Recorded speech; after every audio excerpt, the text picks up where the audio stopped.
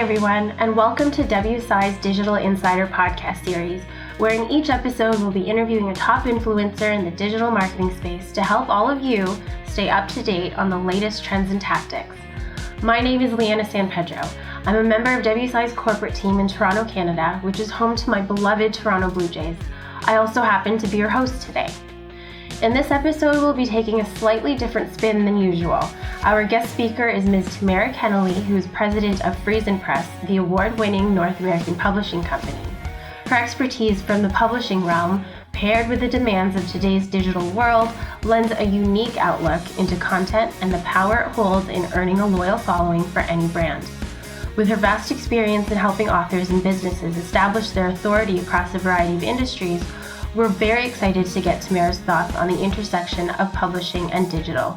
So sit back, grab a drink, preferably a Malbec since I hear that's one of Tammara's favorites, and enjoy the session.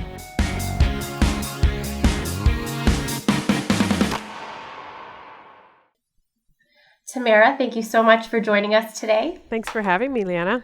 Now, at first glance, WSI and FriesenPress come from two very different worlds. And, we are in the business of digital marketing, and your team is in the corner of traditional publications. And the place where we collide is our mutual love of great content. So whether it's in the form of a book, a blog post, an ebook, or, a white paper, what role do you think content plays in building the kind of brand loyalty that every business aims for? That's a great question, Leanna. Thanks for asking. I think it's really important to understand that content marketing really is how you build brand loyalty nowadays.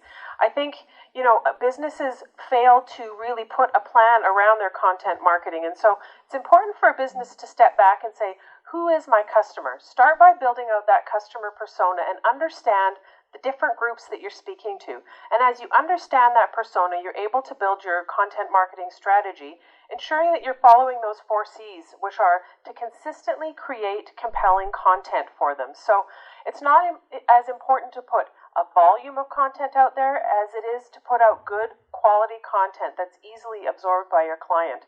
I think it's important, though, as well, as you put out that content, to make sure that you're measuring your efforts. So putting out good, relevant content is important. Putting it out in channels where you know your customers will be looking for it is also very important.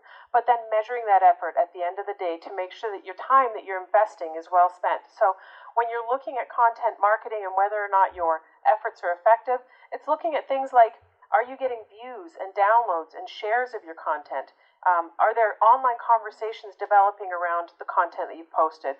What does your website traffic to that specific content look like? What's your social media reach? What are the attributed conversations occurring? What's the online and offline coverage look like?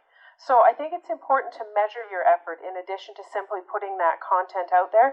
And if you're doing a great job, your brand is being seen as a market leader, you're more credible, you're seen as intelligent, and you're seen as an influencer. And so I think nowadays content marketing is really important.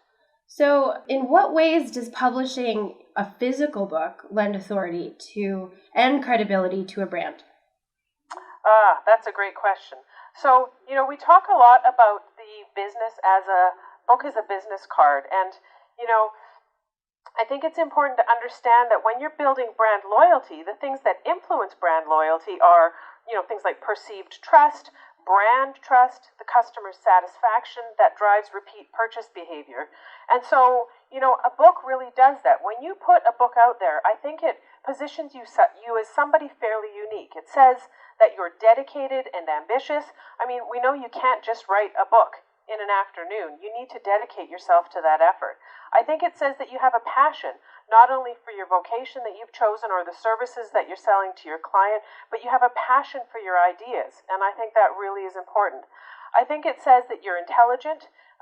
You can't really use the smoke and mirrors approach when you're putting a book out there.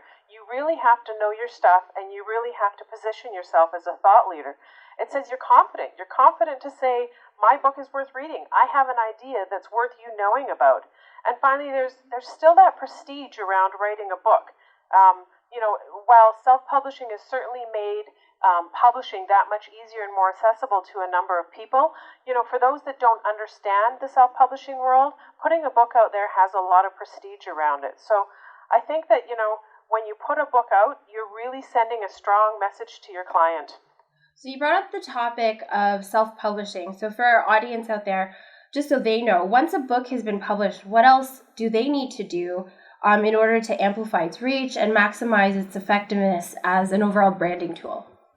Leanna, that's a great question. And I always say to people that are looking to write a book and become an author, don't wait until the book has been published. Start early. I would start, most of your clients out there are already going to have a great social media following.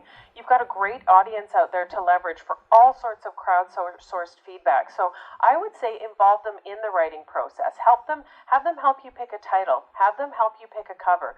You can crowdsource their feedback with that first chapter to say, am I on the right track? And then, crowdsource them for some editing services.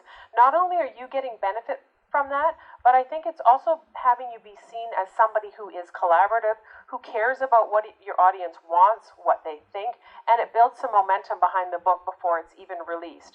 But I think that, the hard work begins once the book is released, and you do want to ensure that you're amplifying its reach. And so, I would start with, as you're talking to prospects and clients, make sure you're tying the ideas that you're presenting to them back to the book, whether it's in writing or verbally. Reinforce your message with the content in the book, not only as it relates to perhaps the services they're seeking out from you, but take it one step further and say, you've come to me for X, but, I would also recommend you look at Y and have a look at Chapter 9, which talks about Y, and start to build out a more robust engagement with that client by leveraging the book.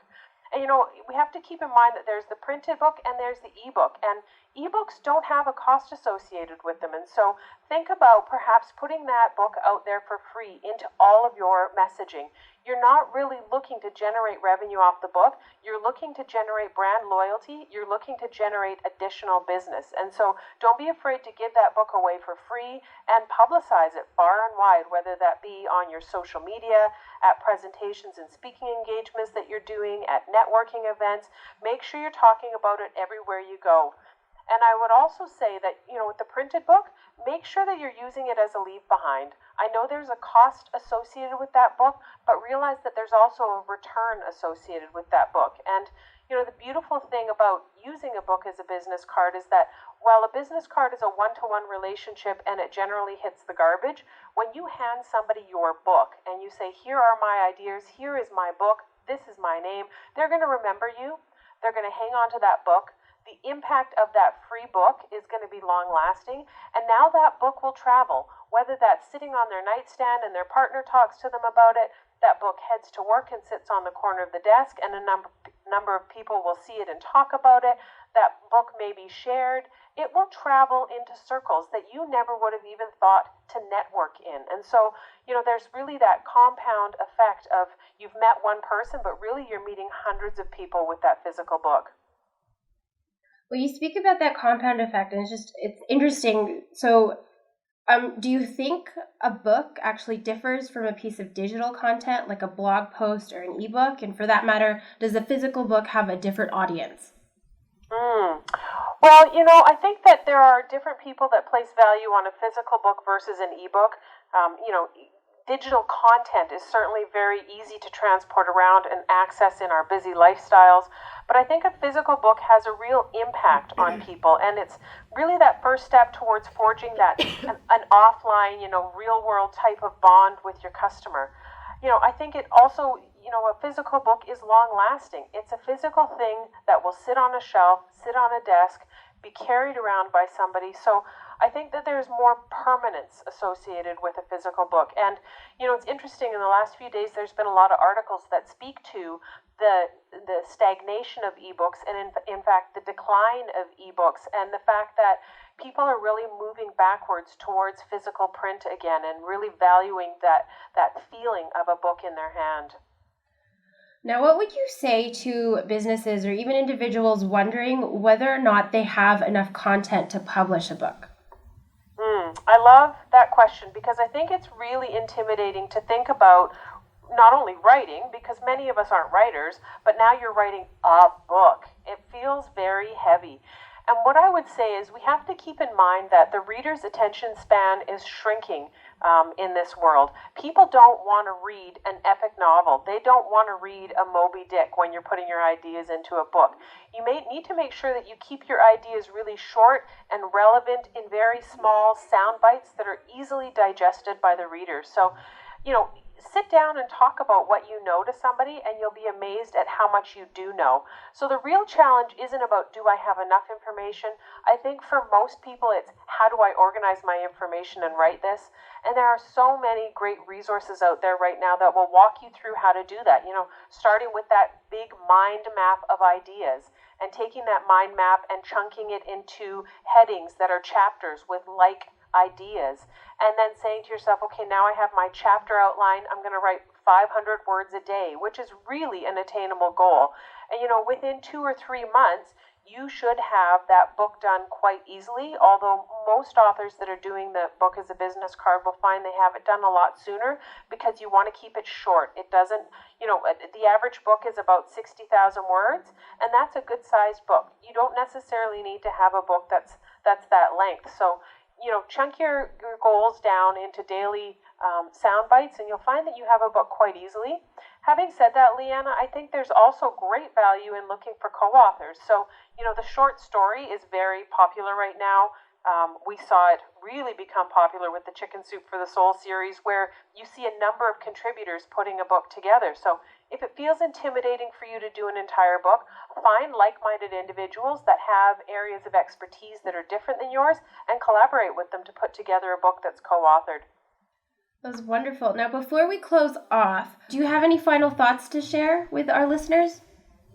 I would say that if you're looking to build brand loyalty and create some content around that, self-publishing has become more accessible than ever. It's very simple to do. There are a lot of do-it-yourself routes. The cost can be very minimal, and I think you need to look at the cost of what it would be to put a book together as a part of your overall marketing strategy. I think you'll find it very affordable, and I think it really positions you as a market leader, because it's not something that many people are doing right now, and the ones that are doing it are finding great success. Thank you so much, Tammara. That is all the time we have today, and I want to thank you on behalf of everybody online for joining us. Thanks, Leanna. Well, that concludes this month's episode in WSI's Digital Insider Series. Thanks again to Tammara for sharing some great insights into how content, no matter what channel it's shared through, has the capacity to promote brand loyalty. And of course, thanks to all of you for listening. I hope you found this session informative, and if you have any questions about what was discussed, be sure to get in touch with a WSI consultant in your region. This is Leanna San Pedro for WSI, signing off.